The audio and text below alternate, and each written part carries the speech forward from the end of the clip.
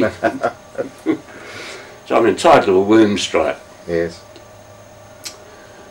Then it was quite remarkable, and I say again, there was a greater camaraderie between people at the bottom. They were brave, and I think so were we, and we respected each other. And the worst thing about it, I think they reckon we stank, and we reckon they stank, and both were right. Can you give us an idea of the relative strength of your battalion group, I'll call it that, and the invaders? What's your estimate of these? We had after the second, I think it was, independent company went to Portuguese Timor and Dili. We were about 1,000. Yes. 1,000 all up. That included the battalion and the fixed defence, and a few ancillary troops like SIGs, and there was a field engineering company, about 1,000. There were 30 medics or something, a very small number of medics. Yeah. The Japs are said to have landed in the usual way some 23,000. Yes. And that British unit, what were their numbers? About 30, I think. And what about the 2nd, 1st heavy battery? Yes, I've given the numbers in. The engineers were, we were about 50, the SIGs were about 40, the battalion was about 600. So it confirms that it's minuscule. Yes, by comparison. Thank you. So how did Leggett actually surrender to the Japs? You said that you sort of, shall I say, took a vote and everyone said, yeah. So how did he actually surrender? Did he front up to the Japanese commander and surrender, or what was the actual procedure for it occurring? Well, I was right there, but I really don't recall. I think he or Madden or perhaps Campbell even told this fellow that we had accepted the ultimatum and that we did surrender. And then what happened? Did you have to stack your weapons, or was there some procedure? Look, we chucked them all into the scrub. Yeah. And as I say, it's just a narrow winding road, waterlogged, and the jungle will grow. And you can chop it down the week. In fact, I'll tell you about a reconnaissance I did, and another reconnaissance I did in a minute. But the jungle will just grow back. Out from this combined defence centre, after our communications had broken down, they wanted to find a place where you could pick the Japanese planes coming down either from Kendari or Ambon, hitting Timor, a couple hundred miles long, hit Timor, turn right, come down and shoot us up before we knew they were there. So they wanted to spot up in the hills, and the hills in Timor are up 9,000 feet, wanted to spot where you could see both the planes coming in and communicate by Aldous lamp or whatever it's called to both the fort and the aerodrome. Well, I took a party. There was a Sergeant Pepper came with me. I went to Champlong with my batman, and we requisitioned a hut. Took this party, and there was a Timorese called Lopez. Whether or not he was a Japanese agent, I don't know, but he spoke sufficient English, spoke sufficient Malay, and sufficient of the local language. Now, when you get there, at that time anyway, there was something like some hundreds of languages, and most of the people in the hills in Timor are not Malay anyway. They're Melanesian. They've come down in earlier waves that came down. So they got languages of their own. Anyway, Lopez could handle this. After we took off from Champlong, we had to cut our way. This is what reminded me of that, through the jungle, and we all had machetes and cut our way through.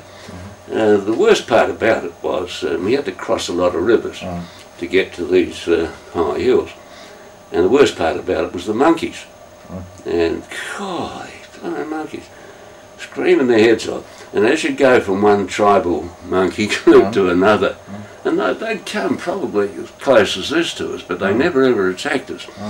Which I think we were the first white people ever to go through there. Now, around what date is this? This has been. This is it in January or no, later this is in February. Yes. We would have left Jamplong about the 14th of February. Might even have been the 15th. And it took us several days to cut our way through and get up this hill on the eastern side of the Mina, and we found a place where we could see north of Timor, and where we could see both the fort and the aerodrome. Yes. And the moment we found that, we turned around and came back.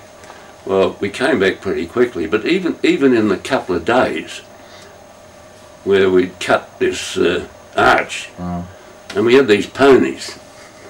We cut this out. It started to grow back in, and but it hadn't completely filled with it. But it just grows so quickly.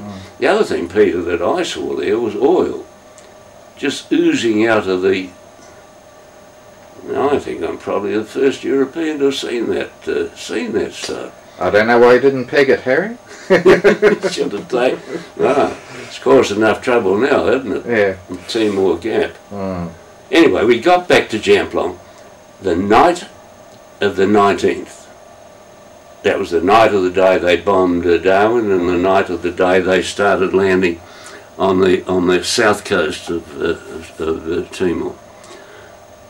As I say, we found a place which would have helped us if we had any way of defending the fixed defences, both at the fort, Clapalima, and at Penfui, the aerodrome. But it was useless. And you might have read where I've written that I then made one of the greatest mistakes of my life. I couldn't find Sluggo. He was off, my batman. He was off with some Timorese woman. So I got a dispatch rider and drove me back to Penfui. When I got there, I couldn't find him. Couldn't find the colonel. Penfui had been bombed. Rofe was, as I say, that day blowing up all the fuel. They found a cave, and I found them the next morning, Leggett and Madden, and found this.